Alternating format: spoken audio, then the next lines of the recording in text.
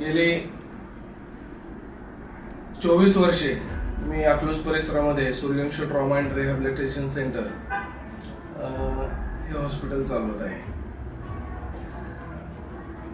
माझ्या हॉस्पिटलचं वैशिष्ट्य म्हणजे या ठिकाणी मी joint replacement surgeries, spine surgeries, polytrauma, arthroscopy आणि प्लास्टिक सर्जरी यासारख्या सेवा मी या हॉस्पिटलमध्ये आतापर्यंत देत आलेला आहे.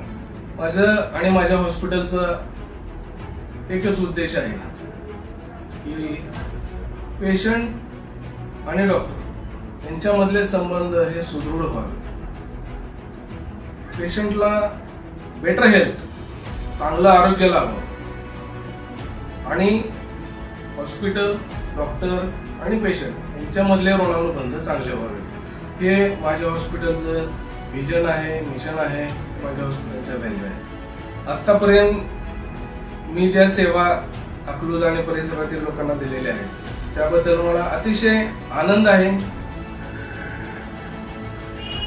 पेशंटनी मला दिलेल्या त्यांच्या रिव्ह्यूज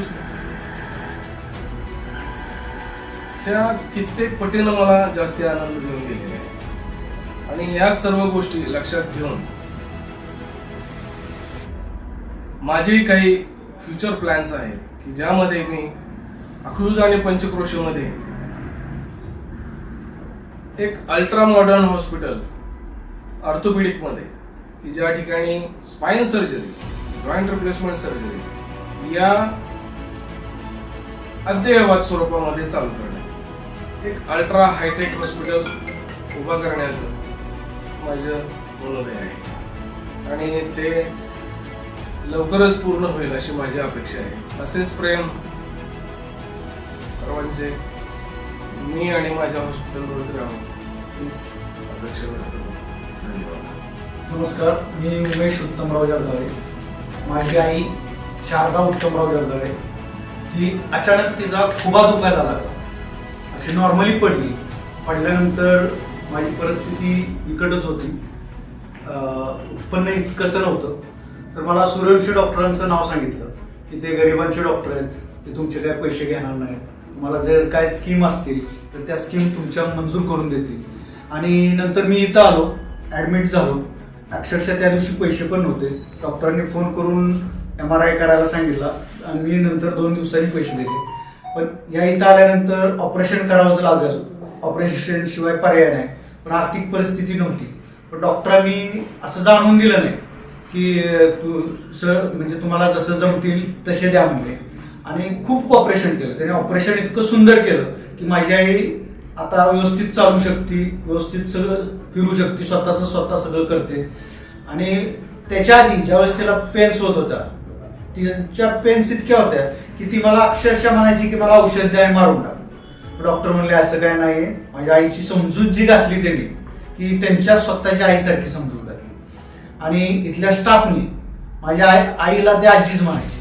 आणि स्टाफनी सलाईन संपू द्या, म्हणजे आमच्या घरी लेडीज कमी असल्यामुळे लेडीज जास्त नव्हत्या. पण इथल्या स्टाफनी सलाईन संपू द्या किंवा गोळ्या वेळच्या वेळ देणे, स्वच्छता करणे. एक दिवशी आईला चालायला येत नव्हतं. अक्षरशः इथल्या स्टाफनी संडासमध्ये उचलून नेलं आणि त्यांची घाण ते सुद्धा सर्व काढली त्यांनी. मलाच विशेष वाटलं की मला त्याचे आभार या हॉस्पिटलचे कसे मी मानूच शकत नाही. शब्दात तर मी सांगू शकत नाही. इतकी छान सर्व्हिस दिली. ऑपरेशन मध्ये असू द्या किंवा इथल्या स्टाफने सर्व्हिस देण्याबद्दल असू द्या, या स्टाफचे मी धन्यवाद मानतो. आणि मी यांना आयुष्यभर कधी विसरणार नाही. कारण माझ्या आईचं सुख तेच माझं सुख आहे. आणि या स्टाफला किंवा ह्या हॉस्पिटलला इथून पुढं भरभराटी होईल आणि माझ्या त्यांच्यासाठी कायम सदिच्छा असणार आहे.